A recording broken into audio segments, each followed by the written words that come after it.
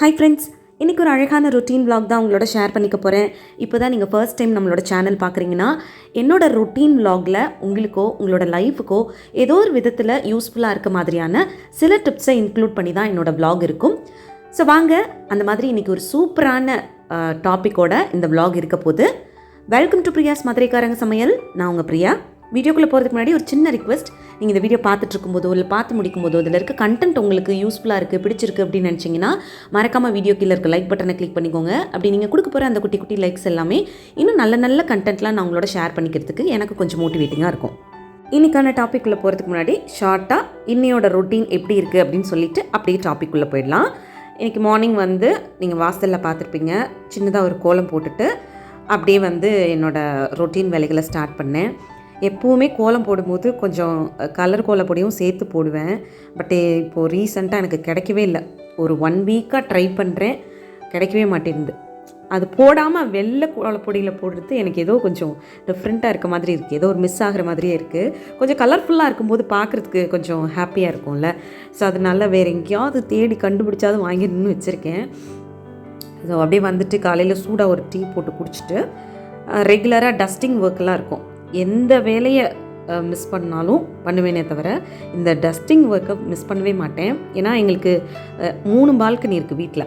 So ரொம்ப ஈஸியாக தூசி உள்ளே வந்துடும். ஸோ டெய்லி டஸ்டிங் பண்ணுற வேலையை மிஸ் பண்ணாமல் பண்ணிடுவேன். அதுக்கப்புறம் இன்றைக்கி டஸ்டிங்லாம் முடிச்சுட்டு மார்னிங் பிரேக்ஃபாஸ்ட்டுக்கு சூடாக இட்லியும் ஒரு தக்காளி குருமாவும் தான் பண்ணுறேன். சிம்பிளான பிரேக்ஃபாஸ்ட், பட் ரொம்ப ரொம்ப பிடிச்ச பிரேக்ஃபாஸ்ட் பண்ணுறேன். ஸோ தக்காளி குருமா எப்படி பண்ணுறதுன்னு உங்களுக்கு காட்டியிருக்கேன். ஒரு 10 நிமிஷத்தில் கடகடன்னு ஒரு இட்லிக்கு சைட் டிஷ் பண்ணணும்னா இது ஒரு சூப்பரான காம்பினேஷனாகவும் இருக்கும், டேஸ்டியாகவும் இருக்கும். ஸோ ட்ரை பண்ணி பாருங்கள். வாங்க அப்படியே என்னோடய ரொட்டீன் பார்த்துக்கிட்டே இன்றைக்கான ஒரு சூப்பரான டாப்பிக்குள்ளே போயிடலாமா? இன்றைக்கான டாப்பிக்கில் நம்ம பேச போகிறது நம்மளோட மனசையும் உடம்பையும் எப்பவும் ஆரோக்கியமாக வச்சுக்கிறதுக்கு என்ன மாதிரியான விஷயங்கள்லாம் பண்ணலாம். அதே மாதிரி இப்போ வரைக்கும் நீங்கள் உங்களோட ஹெல்த்துக்கு கவனம் கொடுக்காமல் இருக்கீங்க அப்படின்னா அதுக்கு என்ன மாதிரியான காரணங்கள்லாம் சொல்லிகிட்டே இருக்கீங்க. நான் சொல்கிற காரணம்லாம் உங்களுக்கு எப்படி பிரியா தெரியும் அப்படின்னா, நம்ம லைஃப்லேயும் ஒரு டைம் நடந்திருக்கும்ல. அது மாதிரி நானுமே ஏதோ ஒரு ரீசன்னால் என்னோடய ஹெல்த்துக்கு கவனம் கொடுக்காமல் இருந்திருப்பேன்ல. என்னை சுற்றி இருக்க என்னோடய ஃபேமிலி மெம்பர்ஸாக இருக்கட்டும், எனக்கு தெரிஞ்ச ஃப்ரெண்ட்ஸ் சர்க்கிளாக இருக்கட்டும், அவங்களெல்லாம் பார்க்கும்பொழுது ஸோ இந்த மாதிரியான ரீசன் சொல்லியெல்லாம் நம்ம ஹெல்த்துக்கு இம்பார்ட்டன்ஸ் கொடுக்கறதே கிடையாது அப்படின்றத நம்ம தெரிஞ்சுக்கிறோம். ஸோ அந்த மாதிரியான ரீசன், நம்ம சொல்லக்கூடிய ரீசன்லாம் என்ன, அந்த ரீசன் இப்படியே சொல்லிகிட்டே இருந்தோம்னா அதனால் பாதிக்கப்பட போகிறது எந்த விதத்தில், இனிமேல் அந்த மாதிரி ரீசன் சொல்லாமல் நம்மளோட ஹெல்த்தை நல்லா வச்சுக்கிறதுக்கு எந்த மாதிரியான சின்ன சின்ன டிப்ஸை நம்மளோட டெய்லி லைஃப்பில் ஃபாலோ பண்ணலாம் அப்படின்றத பற்றி தான் ஒரு சில சூப்பரான டிப்ஸ் எல்லாம் இந்த வீடியோவில் இன்க்ளூட் பண்ண போகிறேன். ஸோ வீடியோவை மிஸ் பண்ணாமல் ஸ்கிப் பண்ணாமல் பாருங்கள். ரொம்ப ஈஸியான டிப்ஸ் தான். ஃபர்ஸ்ட் ரீசன், என்னோடய ஹெல்த்தை நான் சரியாக பார்த்துக்காததுக்கு கவனிச்சிக்காததுக்கு காரணம் என்கிட்ட இருக்க ஒரு சின்ன சோம்பேறித்தனம் தான் அப்படின்னு சொன்னீங்கன்னா, உண்மையிலே உங்களுக்கு ஒரு சோம்பேறித்தனம் இருக்கிறதுனால தான் நீங்கள் அப்படி இருக்கீங்கன்றது அர்த்தம் இல்லை. உங்ககிட்ட ஒரு கம்ஃபர்ட் லைஃப் ஸ்டைல் இருக்குது. நீங்கள் ஒரு கம்ஃபர்ட்டான லைஃப் ஸ்டைலுக்குள்ளே வாழ்ந்துட்டுருக்கீங்க. அதை பிரேக் பண்ணி வெளியில் வரமாட்டீங்க. அதுதான் உண்மையான ரீசன்.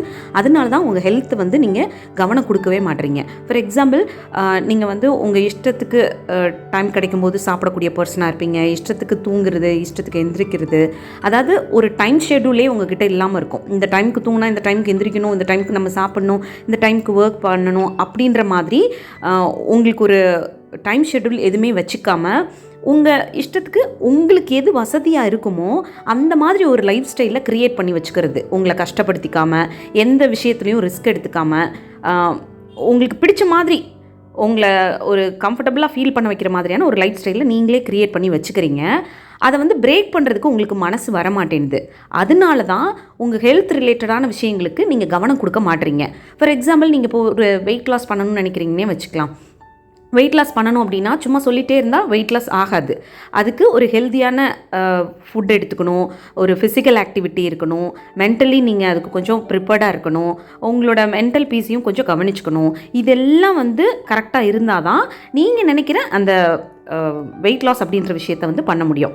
எனக்கு வெயிட் லாஸும் ஆகணும், நான் என்னோட அந்த கம்ஃபர்ட் ஜோன், இஷ்டத்துக்கு சாப்பிட்றது, இஷ்டத்துக்கு தூங்குறது, ஒரு அன்ஹெல்தியான ஃபுட் எடுத்துக்கிறது, ஃபிசிக்கல் ஆக்டிவிட்டி இல்லாமல் இருக்கிறது, இது எல்லாமும் பண்ணுவேன். எனக்கு வெயிட் லாஸும் ஆகணும்னா கண்டிப்பாக முடியாதுல்ல.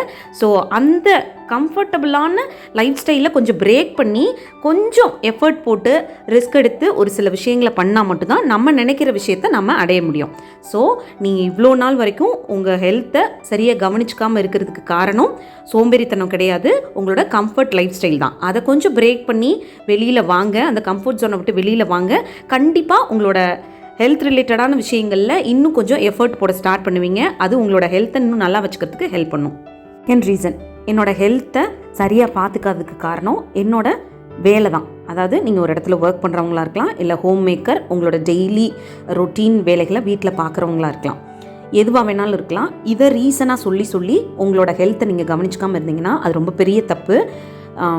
நம்ம இப்படி ஓடி உழைக்கிறது எல்லாமே நம்மளோட உடம்பை நல்லா வச்சுக்கிறதுக்கு, ஹெல்த்தை நல்லா வச்சுக்கிறதுக்கு, நம்மளோட ஃபினான்ஷியல் கமிட்மெண்ட்ஸ் எல்லாம் மீட் அவுட் பண்ணுறதுக்கு, நம்மளை சார்ந்தவங்கள நல்லா வச்சுக்கிறதுக்காக தான் ஓடி இவ்வளோ சம்பாதிக்கிறோம், உழைக்கிறோம். பட் இது எல்லாத்தையும் பண்ணிவிட்டு உடம்பை நல்லா வச்சுக்கல அப்படின்னா நீங்கள் சம்பாதிக்கிறது எல்லாத்தையுமே உங்கள் உடம்பை கவனிச்சுக்கிறதுக்காக மெடிக்கல் ரிலேட்டடான விஷயங்களுக்கு செலவு பண்ணுற மாதிரியான சூழ்நிலை வந்து க்ரியேட் ஆகிடும். ஸோ நீங்கள் நல்லா ஏர்ன் பண்ணணும், நல்லா வேலை பார்க்கணும், வீட்டில் இருக்கவங்களை எல்லாரையும் நல்லா வச்சுக்கணும், உங்களோட ஃபினான்ஷியல் கமிட்மெண்ட்ஸ்லாம் மீட் அவுட் பண்ணணும் அப்படின்னு நினச்சிங்கன்னா அதுக்கு மூலதனம் இன்வெஸ்ட்மெண்ட் அப்படின்ற ஒரு விஷயம் உங்களோட பாடி, உங்களோட ஹெல்த்து, உங்களோட ஃபிசிக்கல் ஹெல்த், மென்டல் ஹெல்த், இதை வந்து நீங்கள் நல்லா வச்சுக்கிட்டால் மட்டும்தான் நான் இப்போ சொன்ன எல்லா விஷயத்தையும் உங்களால் பீஸ்ஃபுல்லாக பண்ண முடியும். உங்களோட ஹெல்த் போயிடுச்சு அப்படின்னா வாழ்க்கையில் எல்லாமே போயிட்ட மாதிரி தான்.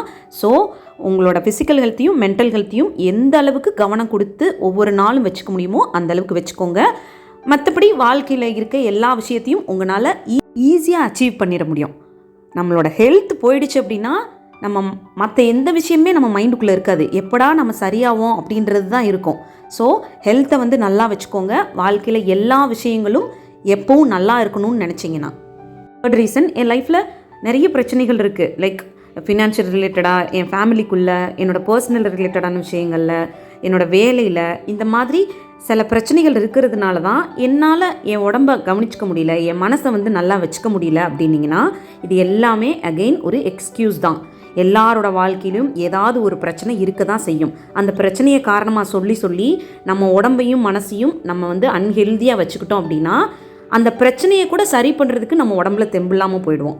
ஸோ எப்போவுமே எந்த பிரச்சனை இருந்தாலும் உங்கள் ஹெல்த் மேலே ஒரு கவனம் வச்சுக்கோங்க. அவ்வளோதான். இன்னொரு சூப்பரான vlogல பார்க்கலாம். வீடியோ பிடிச்சிருந்தால் லைக் பண்ணுங்கள். தேங்க்யூ.